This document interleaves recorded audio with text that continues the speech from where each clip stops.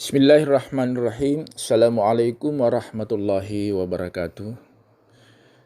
Pendengar dan pemirsa yang dimuliakan Allah, kita berjumpa kembali dalam mendengarkan bacaan isi kitab 3 serangkai dan 5 serangkai. Dan sekarang ini masuk kepada halaman 5 serangkai, rangkaian kedua dari Tarekat Naqsabandiyah Khalidiyah yang disusun oleh Profesor Dr. Syekh Haji Jalaluddin. Judul kali ini yaitu Intan Berlian _Lu'lu' dan Marjan Tarekat Naqsabandiyah. Manusia yang bergelandangan di muka bumi ini dari mana datangnya atau asalnya? Sekarang manusia itu di mana dia berada? Hendak kemana manusia ini? Manusia mati, kemana dia? Di mana tempat yang terakhir dari umat manusia ini? Roh manusia atau jiwa tidak mesti mengalami beberapa peristiwa sebagai berikut. Peristiwa pertama, semasa roh dalam alam qabad atau genggaman kudrat iradat Allah atau dalam ilmu Allah.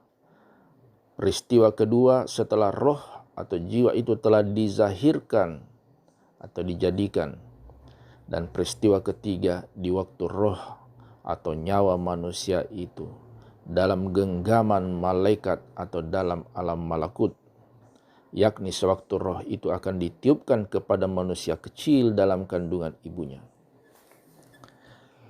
Sebelum terjadi ke-17 peristiwa itu, ada lagi peristiwa yang terdahulu sekali, yakni satu peristiwa hanya semata-mata zat Allah saja yang ada. Selain dari zat Allah belum ada yang lain-lain, yakni alam belum diadakan. Zat Allah yang Maha Esa, Zatul Bihad, dikatakan martabat ahadiyat. Martabat ahadiyat itu dikatakan zat mutlak yang gaib atau dikatakan la ta'ayyun, belum nyata. Tak kala sebelum langit dan bumi diadakan, sebelum dunia akhirat diciptakan, sebelum ada air, angin, api, dan tanah belum diadakan, yakni sebelum seluruh makhluk dijadikan, hanya yang ada waktu itu ialah zat Allah mutlak gaib. Tidak siapapun yang mengenalnya, berarti zat Allah saja yang ada. Maka dikatakan zat Allah itu bersifat qadim. Artinya zat Allah itu terdahulu adanya dari segala makhluk. Tidak pula dapat dijangkakan berapa lama terdahulu adanya. Inilah zat Allah, makhluk gaib itu. Yang dikatakan Allah ialah satu zat yang bersifat kesempurnaan dan maha suci zat Allah itu daripada sifat kekurangan. Kalau tidak bersifat kesempurnaan dan kalau ia bersifat kekurangan, maka zat itu bukanlah bernama Allah. Sebelum ada roh dan alam kasar, zat Allah itu telah terlebih dahulu adanya. Tidak sesuatu yang mendahulinya adanya zat Allah. Bahkan tidak dapat diduga-dugakan berapa juta ribu tahun terdahulu zat Allah itu. Sebab waktu siang dan malam belum ada. Sebab matahari dan bulan yang menentukan ukuran tahun, bulan dan hari belum ada. Yakni tidak ada permulaan dan tidak berkesudahan zat Allah. Seolah-olah zat Allah berkata sendirinya kepada dirinya sendiri, siapakah aku ini? Jika aku dikatakan Tuhan, manakah makhluk yang akan menyembah aku? Siapakah yang akan mengenal akan aku? Padahal selain dari aku, tidak ada. Padahal lawan Allah berkata-kata tidak ada. Disebabkanlah kasih Allah itu akan dikenal orang atau disembah, maka berkata Allah kepada dirinya sendiri seperti hadis yaitu. Maksudnya kira-kira, adalah aku Allah bersifat kesempurnaan dan maha suci aku dari sifat kekurangan.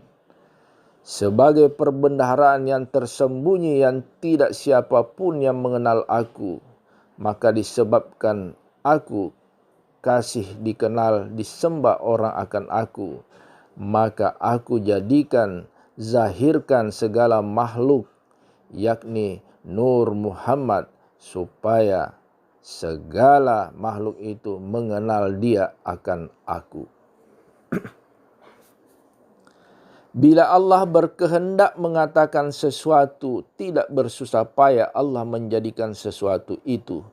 Yakni jika Allah mengucapkan perkataan yang bersifat perintah, yaitu kun, artinya jadilah. Dengan mengucapkan kun itu jadilah, zahirlah Nur Muhammad. Dari pancaran Nur Muhammad itu maka jadi pula lah segala roh, jiwa atau nyawa, segala makhluk. Dari mana datangnya Nur Muhammad dan roh segala makhluk itu? Nur Muhammad bersama segala roh makhluk sebelum dilahirkan dia adalah pada alam qabad, yakni dalam genggaman kudrat iradat Allah, atau dikatakan juga dalam ilmu Allah. Inilah peristiwa pertama yang dialami roh itu. Kumpulan segala roh bersama-sama dengan Nur Muhammad dinamakan alamul roh, alam kejiwaan. Nur Muhammad atau cahaya yang terpuji dan mulia, itulah martabat wahdatnya. Maka wahdatnya itulah hakikatul Muhammadiyah. Inilah ta'ayyun awal, nyata pertama. Disebabkan sudah ada kenyataan dilahirkan alamul arwah atau alam kejiwaan. Martabat wahidiyat artinya ialah insaniat. Padahal wahadiyat itu dikatakan ta'ayyun sani, kenyataan kedua. Di waktu belum nyata dikatakan martabat ahadiyat, la ta'ayyun. Setelah nyata pertama dikatakan martabat wahdat atau ta'ayyun awal. Dan martabat wahidiyat dikatakan ta'ayyun sani, nyata kedua. Untuk mendekatkan paham, baiklah kita buat misal-misal, yaitu martabat ahadiyat umpama kertas lapang. Tiada sesuatu yang tertulis dalam kertas lapang itu. Dan wahdat seumpama titik, tulisan yang tertulis dalam kertas lapang itu. Dan wahidiyat seumpama huruf alif dan huruf-huruf yang lain dalam kertas tadi. Sebelum dia mentaklukkan sesuatu la ta'ayyun, dan tak kala dia atau mulai mentaklukkan ta'ayyun awal, dan setelah kejadian segala makhluk ta'ayyun sani. La ta'ayyun sebelum menjadikan sesuatu, la ta'ayyun awal telah ada sesuatu, la ta'ayyun sani kedua setelah jadi sesuatu. Baiklah kita selidiki bahwa yang dikatakan manusia itu tersusun atas dua jenis, yaitu jenis jasmani, jazat atau tubuh kasar, dan jenis kedua tubuh batin yang dikatakan roh, jiwa ataupun nyawa. Pada mulanya yang ada semata roh atau jiwa atau nyawa saja. Sesudah manusia itu sampai ke muka bumi, barulah ia bernama manusia. Dari mana datangnya roh atau jiwa? Dan dari mana pula datangnya badan kasar jasmani? Sebelum kita menyelidiki tentang roh atau jiwa, marilah kita menyelidiki siapakah yang bernama Allah itu. Untuk merampungkan siapakah yang bernama Allah yang dipertuhan atau disembah oleh manusia, lebih dahulu kita cari roh atau nyawa kita. Dengan ringkas pendek saya berikan bukti bahwa sungguh sebenarnya ada Allah. Bukti yang nyata yaitu kita meyakini seyakin-yakinnya bahwa kita ada mempunyai jiwa atau nyawa yang dikatakan juga roh. roh itu tidak bertempat dalam jasad badan dan tidak di luar badan, dan tidak di atas, di bawah, di kiri, di kanan, di muka, di belakang badan. Jika roh itu berhubungan dengan badan, dikatakan orang itu hidup. Dan jika roh itu dipisah dari badan, dikatakan orang itu mati. Jika roh itu dihubungkan dengan badan sebelah dalam, tidak dihubungkan dengan badan sebelah luar, dikatakan orang itu tidur. Jika roh itu dihubungkan dengan dalam dan luar badan, dikatakan orang itu jaga atau tidak tidur. Kalau Allah memperhubungkan roh dengan badan, tidak dapat dihalangi hidup. Sebaliknya, jika Allah akan memutuskan perhubungan roh dengan badan atau mati, tidak seorang juga dapat menghalanginya. Berarti wajib ada yang menjadikan roh itu, yakni menjadikan roh itu menurut keterangan dalam Al-Quran, Allah namanya. Pada kitab-kitab suci yang lain, mungkin ada pula nama Tuhan yang lain dari disebutkan dalam Al-Quran. Kalau ada orang yang tidak percaya kepada Allah, itulah orang yang tidak mempercayai adanya nyawa atau rohnya. Allah telah ada sebelum ada roh atau nyawa segala makhluk. Tentulah Nur Muhammad dan segala roh-roh itu belum mengenal dirinya dan belum mengenal siapakah yang menjadikannya.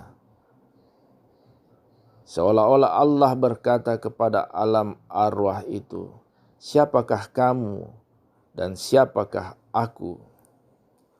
Seolah-olah Allah melawan, berunding, berkonferensi dengan segala alam arwah. Siapakah yang menjadikan kamu? Dari mana asal kamu? Jika Allah tidak memberi petunjuk kepada alamul arwah, tentulah pertanyaan itu tidak akan dapat dijawab. Hai kamu siapa? Aku siapa? Demikian pertanyaan Allah kepada segala alamul arwah.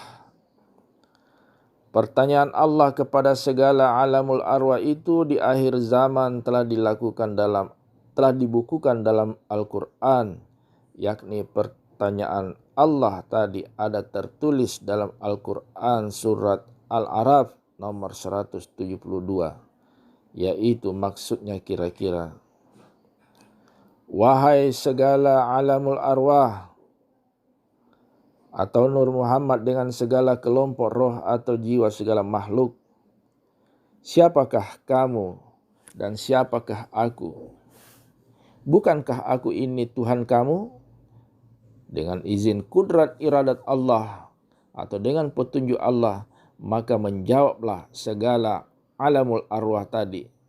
Kata mereka itu, ya, bahkan sebenarnya lah engkau Allah Tuhan kami. Dan kami naik saksi dengan sesungguh-sungguhnya adalah engkau saja Tuhan kami, yakni kami telah melihat akan engkau dan menyaksikan kami. Berarti konferensi tadi telah selesai, yakni sudah ada keputusannya, yaitu Allah zat yang bersifat kesempurnaan lagi maha suci dari sifat kekurangan. Dialah yang akan menjadi Tuhan atau maharaja di raja di dunia dan di akhirat.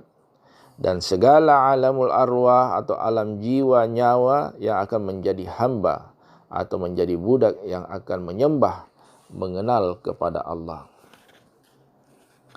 Dalam kelompok roh-roh itu telah ada roh nyawa saya, roh pembacaku yang budiman. Juga di situ ada roh Nabi Adam, roh segala nabi-nabi yang lain.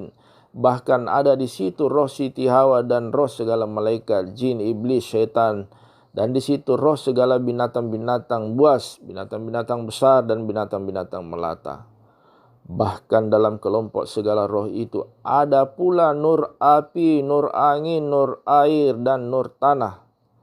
Padahal air, api, angin dan tanah dan seluruh alam kasar belum diadakan. Hanya yang ada ialah alamul roh saja. Semua roh-roh itu tunduk atau patuh bertuhan kepada Allah sebab Allah nyata dapat dilihatnya. Perkataan Allah nyata didengarnya, kekuasaan Allah nyata dirasakannya, sebab roh-roh itu mula-mulanya tidak ada dan kemudian sudah menjadi ada. Segala roh telah mengaku bertuhan kepada Allah. Dikatakan roh itu telah mendapat ilmu laduni, yakni roh-roh itu telah memiliki ilmu ma'rifatullah, ilmu untuk mengenal Allah.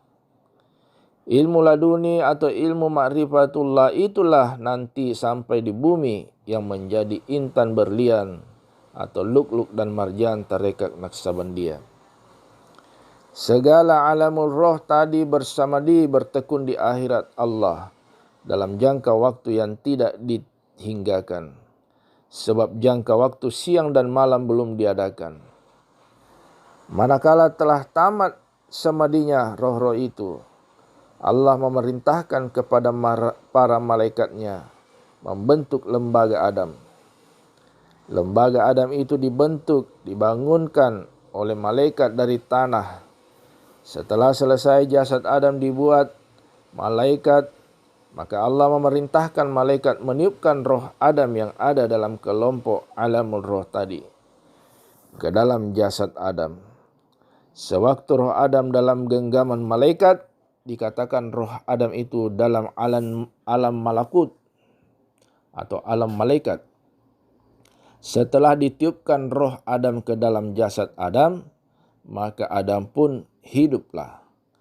Lantas Adam mengucapkan perkataan yang belum pernah didengar oleh malaikat, yakni kata Adam, Alhamdulillahi Rabbil Alamin. Para malaikat kagum sekagum-kagumnya mendengar ucapan Adam. Lantas para malaikat menjawab ucapan Adam itu, Yarhamukallahu ya Adam. Artinya Allah selalu menumpahkan rahmatnya kepada engkau ya Adam. Allah menyuruh sujud kepada Adam. Dan segala malaikat pun sujudlah. Hanya iblis dahulunya, ia bernama malaikat Izazil, yang tidak mau sujud. Karena iblis membangkang atau sombong, maka diusir dari surga, sebab surga bukan tempat orang yang sombong. Walaupun iblis sudah diusir dari surga, namun ia berdaya upaya untuk masuk ke surga. Maksudnya untuk memperdayakan Adam, agar Adam sama-sama terusir dari surga ke muka bumi. Inilah sebab-sebabnya manusia itu bermusuh dengan iblis. Iblis serba kurang tinggal di bumi. Padahal Adam serba cukup tinggal di dalam surga. Alangkah berbahagianya Adam tinggal dalam surga serba cukup dan disembah lagi oleh malaikat. Hanya satu saja kekurangan Adam, ia tidak mempunyai teman hidup. Allah tahu apa yang terselip dalam hati Adam. Di waktu Adam tertidur dengan menyesaknya, di waktu Adam tertidur dengan nyenyaknya, maka Allah menjadikan seorang wanita. Nama wanita itu Hawa. Artinya orang yang aku rindukan. Allah mengawinkan Adam dan Hawa seolah-olah Allah menjadi wali nikah. Dan para malaikat menjadi saksi nikah. Maka tinggallah kedua pengantin itu bersenang-senang dengan dalam surga. Padahal iblis terus berdaya upaya hendak menjerumuskan Adam atau Hawa. Allah memperingatkan Adam, jangan dimakan buah kuldi. Tetapi dengan bujukan memakan buah kuldi itu, dapat iblis menggoda Adam dan Hawa setelah iblis dapat kembali menyelundup ke dalam surga. Disebabkan Adam Hawa telah memakan buah kuldi, maka Adam atau Hawa dibuang ke muka bumi. Bahkan iblis pun juga dibuang. Renungkanlah wahai pembacaku yang budiman, kejadian yang penting itu yaitu malaikat Izazil atau iblis telah beribadat 80.000 tahun menyembah Allah. Dan Adam atau Hawa dimuliakan Allah, disembah malaikat dan bertempat diam di dalam surga. Tetapi ketiga makhluk yang tersebut, Adam, Hawa, malaikat Izazil, dibuang ke dunia hanya memperbuat satu kesalahan. Bukan 2 atau 3 kesalahan. Sekali lagi hanya satu kesalahan. Akibatnya ketiga-tiganya dibuang ke bumi agar mereka itu melaksanakan tobatnya di muka bumi. Sebab surga bukan tempat orang-orang yang melaksanakan tobat. Maka terbuanglah Adam atau Hawa ke muka bumi tanpa membawa pakaian dari surga. Sampai di bumi, diambil oleh Adam dan Hawa daun kayu untuk menutup auratnya. Sementara benda-benda dari surga tidak dapat dibawanya. Marilah kita renungkan dengan mendalam keadaan kita selama mendiami bumi ini. Sudah berapa kali mengerjakan larangan Allah? Kemungkinan kita lebih banyak mengerjakan larangan dari malaikat Izazil yang tersebut. Padahal Adam atau Hawa dan iblis hanya sekali saja mengerjakan larangan. Akibatnya ketiganya dibuang ke bumi. Kemuliaan Adam sudah seolah-olah sejiran dengan Allah dan telah sujud malaikat kepadanya, dan dialah manusia yang pertama telah menduduki surga. Malaikat Izazil telah beribadat kepada Allah 80.000 tahun. Dialah malaikat yang tinggi pangkat, hanya satu kesalahan yang diperbuatnya. Adam dan Hawa dengan cepat melaksanakan taubatnya dan telah diterima Allah taubatnya. Marilah kita bertaubat, yakni dikatakan taubat nasuha, berkekalan, berkepanjangan, mengingati Allah. Adam dan Hawa tidak lupa segala pengajaran yang diajarkan Allah yang tersebut dalam Al-Quran surat Al-A'raf nomor 172. Ini berarti Adam dan Hawa melaksanakan taubat nasuha sampai di muka bumi. Maka Allah menerima taubat Adam dan Hawa. Iblis tidak mau taubat. Semua kejadian tersebut ada hikmah rahasia, yakni kita tidak boleh dengan sembrono menuduh Adam dan Hawa telah bersalah. Bahkan sifat-sifat iblis yang demikian rupa ada pula rahasia atau hikmahnya. Apa saja yang dijadikan Allah tentu ada guna dan faedahnya. Setelah taubat Adam dan Hawa diterima Allah, maka Hawa telah mengandung anaknya yang pertama, yakni dalam kandungan Hawa telah ada calon manusia berumur 3 kali 40 hari atau 4 bulan. Allah memerintahkan kepada malaikat untuk meniupkan roh si Qabil. Maka hiduplah si Qabil kecil dalam kandungan Hawa 5 bulan lagi. Berarti si Qabil mati terdahulu 4 bulan kemudian. Hidup dalam kandungan ibunya 5 bulan lagi.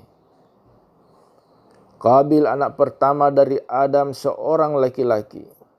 Si Qabil ini setelah sampai di muka bumi, ia telah melupakan ilmu ma'rifatullah yang dipelajarinya kepada Allah, yakni ilmu semasa roh si Qabil dalam alamul arwah.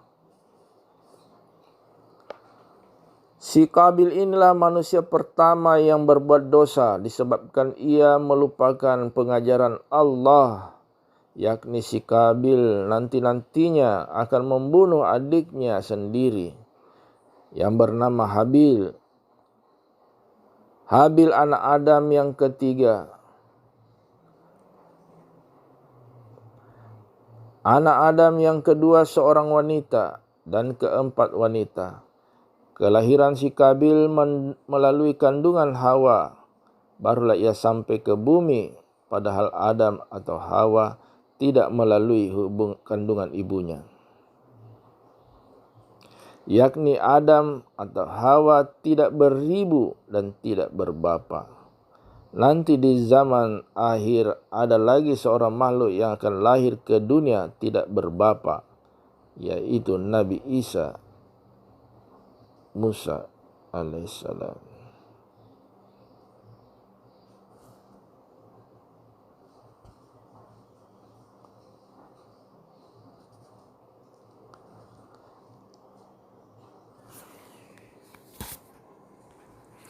Tegasnya roh, jiwa atau nyawa Adam dan Hawa dan roh anak-anaknya sudah melalui 3 macam peristiwa, yakni peristiwa pertama sewaktu roh-roh itu dalam genggaman kudrat iradat Allah atau dalam ilmu Allah. Peristiwa kedua sewaktu roh-roh atau nyawa-nyawa itu di alam arwah, yakni sewaktu segala arwah-arwah telah menerima ilmu laduni atau ilmu ma'rifatullah, langsung diajarkan Allah sesuai dengan Al-Quran surat Al-A'raf nomor 172. Peristiwa ketiga yang dialami segala roh itu ialah sewaktu roh-roh itu dalam genggaman malaikat, maka dikatakan roh-roh itu dalam alam malakut, alam malaikat. Ilmu yang dipelajari di alam roh itulah yang akan jadi materi intan berlian, lu'lu' dan marjan tarekat Naqsabandiyah sampai kepada pelajaran ke-17. Insya Allah sampai habis ke-17 mata pelajaran. Demikianlah ringkasan bacaan pada rangkaian kedua ini.